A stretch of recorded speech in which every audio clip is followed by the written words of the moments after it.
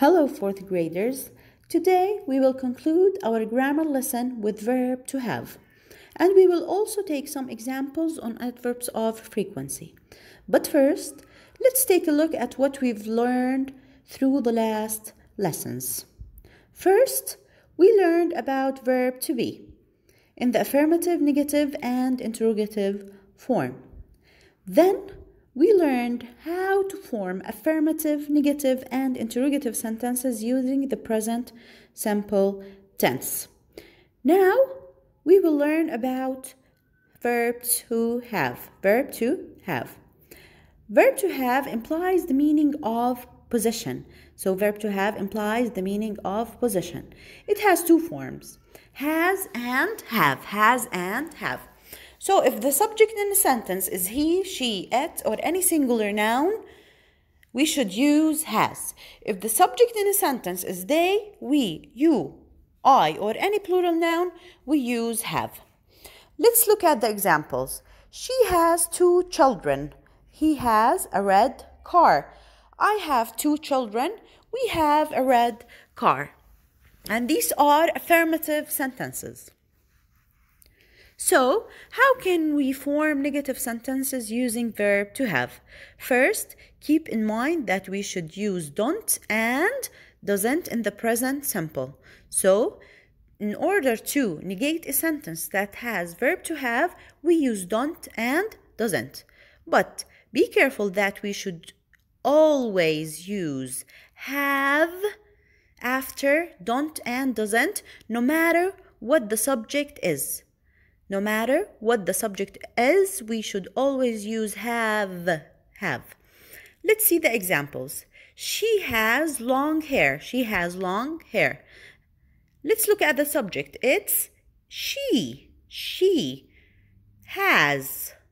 So, the subject here is she, so I should use doesn't. I should use doesn't. She doesn't have long hair.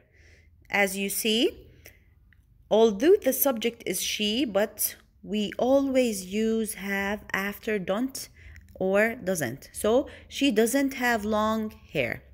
The second example, they have brown eyes. They have brown eyes. Let's make a negative. They, the subject is they, so I should use don't. So, the sentence becomes, they don't have brown eyes. They don't have brown eyes. In the interrogative form, we use do or does. Do or does. Also, after do and does, we use the verb to have.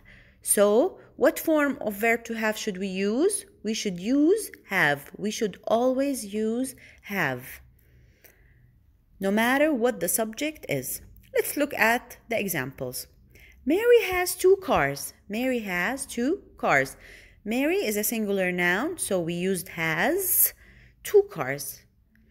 Let's see how can we form a question using this sentence. Mary is a singular noun, so I should use does. Mary have 2 cars.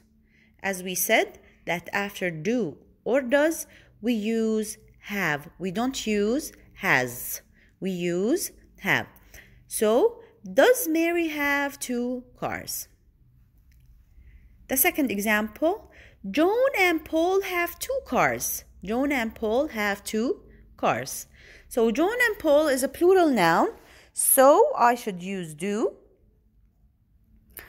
The question becomes, do John and Paul have 2 cars? Do John and Paul have 2 cars? So that's it for the verb to have. And now let's go through the adverbs of frequency. Okay, the picture we are looking at is the pyramid of adverbs of frequency. As you notice, there's a percentage beside each adverb. Always 100%, usually 80%, sometimes 50%, never 0%.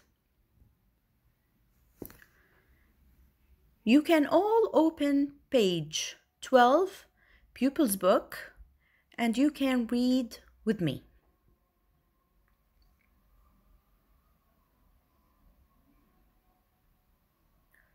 Let's all look at the yellow box at the top of the page. We have 4 sentences. Let's start reading. I always wear a scarf. I always wear a scarf.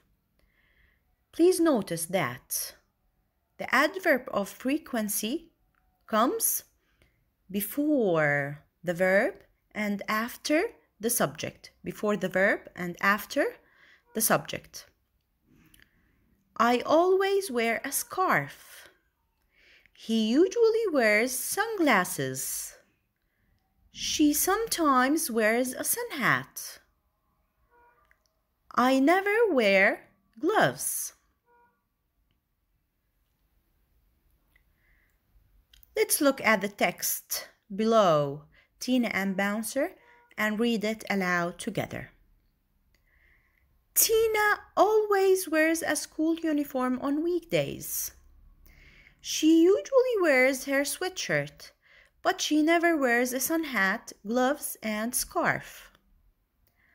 Bouncer always wears pajamas in bed, and sometimes she wears sunglasses.